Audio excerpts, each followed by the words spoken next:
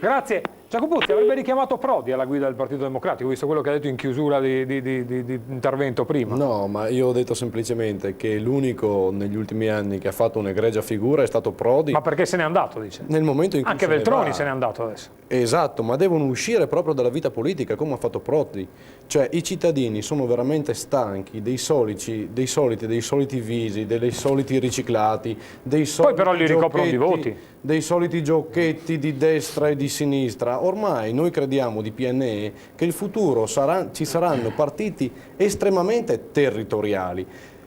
Qualcuno diceva prima, nessuno ha gli strumenti per risolvere questa crisi. È vero, non li hanno ma né da una parte né dall'altra, perché alla fine mancano i soldi.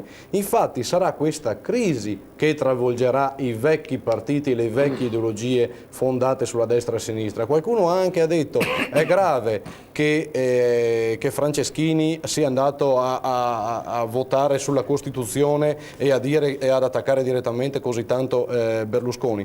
Il fatto grave che vedo è che va a risvegliare ideali di 50 anni fa, non esiste più, la gente non ci pensa più a queste cose, la gente ha a che fare giornalmente con i problemi quotidiani, nessuno li vuole risolvere, nessuno. Pubblicità e ripartiamo anche da questa considerazione, se Franceschini riparte dal vecchio giurando sulla Costituzione invece che ripartire da qualcosa dei giorni nostri. Rimanete con noi, tra pochissimo ancora con Rossano.